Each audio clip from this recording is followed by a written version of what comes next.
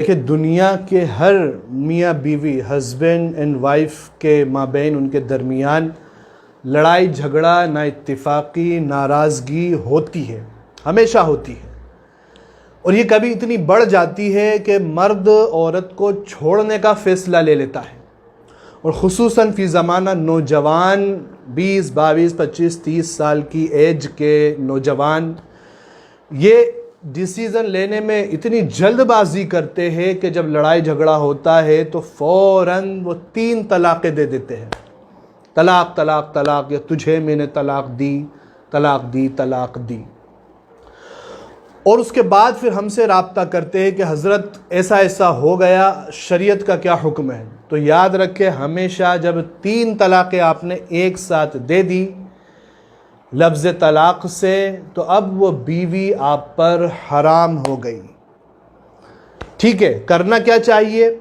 अगर मान लें आपसी ताल्लुकात नहीं सुधर रहे, आपने समझा लिया, घर वालों तक बात पहुंचा दी, फिर भी नाइत्तेफाकियत बढ़ती चली जा रही है, ज़िंदगी दुश्वार हो रही है, तो शरीयत ने इजाज़त तो दी है अलग होने की, लेकिन एक तरीक़ा भी बताया है जिस तरीक़े पर अमल न करते हुए जब एक नौजवान कदम उठाता है तो उसे बड़ा पछताना पड़ता है।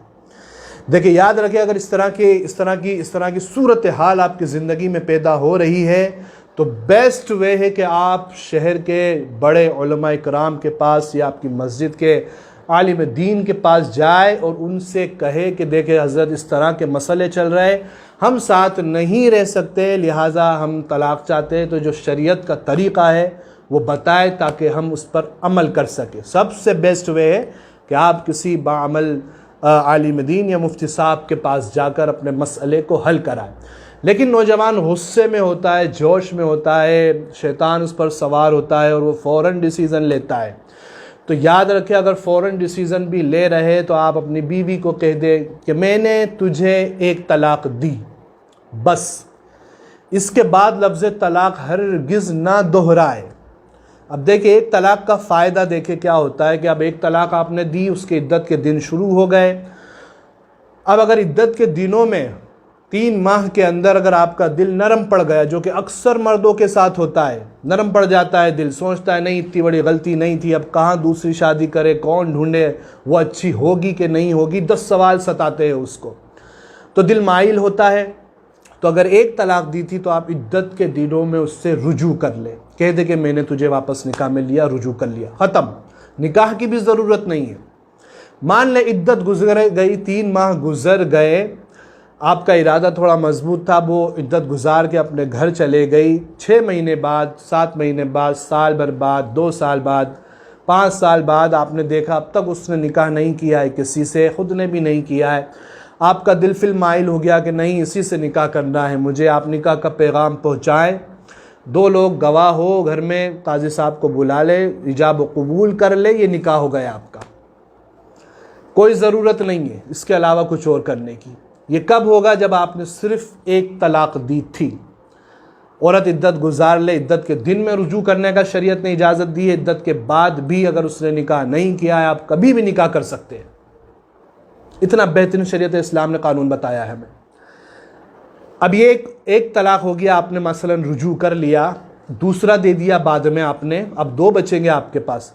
दूसरे में भी यही ऑप्शन है कि आप रुजू कर सकते हैं इद्दत के दिनों में या इद्दत के बाद भी, कभी भी आप निकाह कर सकते हैं। उस औरत को किसी से निकाह करने की ज़रूरत नहीं है।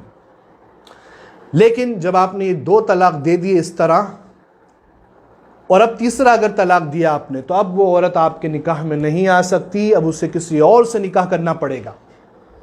और वो मर्द अपनी मर्ज़ी से उसको तलाक़ दे, फिर वो इद्दत गुजारे, फिर अगर आप चाहो तो निकाह कर सकते हो।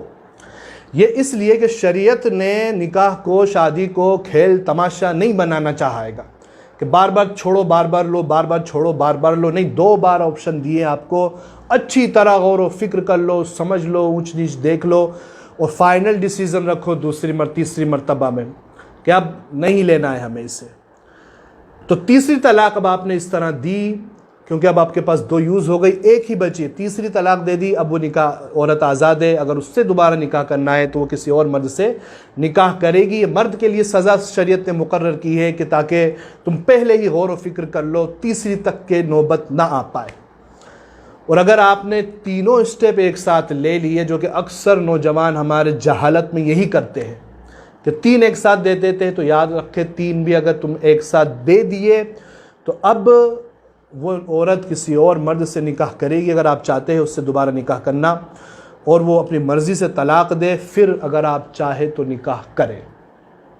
ये शरीयत का कानून है ये, इसलिए कि शरीयत ने 2 स्टेप बताए आपको। नौजवान कहता है कि हमें तो मालूम ही नहीं था कि ऐसा भी कर सकते थे, इसी माह के अंदर 3 केस आए मेरे पास, एक साथ 3 तलाक़ें दे दी और कह रहे हमको तो इसी से करना है। जब उनको ये मसला बताया कि भाई 1 तलाक दे देते, दोबारा ऑप्शन था, 2 दे देते ऑप्शन था, तो कहते हैं हज़रत हमें तो मालूम ही नहीं, कभी सुना ही नहीं ये मसला हमने।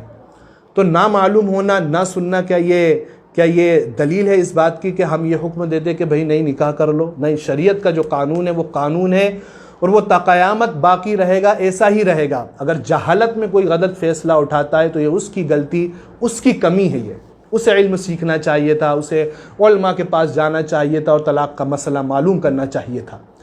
अगर कोई शख्स किसी का मर्डर कर दे, कत्ल कर दे, गर्दन काट दे और जज साहब उसको सज़ा दे to be the hang till the death, लटका दो इसको यहाँ तक कि ये मर जाए, तो वो जज साहब के सामने ये कहेगा जज साहब मुझको तो नहीं मालूम था कि ऐसी सज़ा मिलती है, तो क्या जज कहेंगे उसको ठीक है मैंने माफ़ किया इसे? नहीं भाई, आपकी गलती थी, आपको मुल्क का संविधान कॉन्स्टिट्यूशन नहीं मालूम है तो आप जिम्मेदार हैं। इसी तरह शरीयत का कानून अगर नहीं मालूम है नौजवान को तो नौजवान ज़िम्मेदार है। गुजारिश है मेरी नौजवानों से, आए दिन इस तरह के मसले आ रहे, खुदा इल्म दीन सीखे और ये तलाक़ के मसले को समझ ले थोड़ा, और जोश में आके फ़ैसला ना ले। 1 तलाक़ से ज़्यादा हरगिज़ अपनी ज़बान पर दूसरा तलाक़ ना लाए। आपके पास ऑप्शन रहेगा, 3 तलाक़ पर कोई ऑप्शन नहीं है। अल्लाह तबारक व तआला हम सबको अमल की तौफ़ीक़ अता फ़रमाए। अस्सलामु अलैकुम।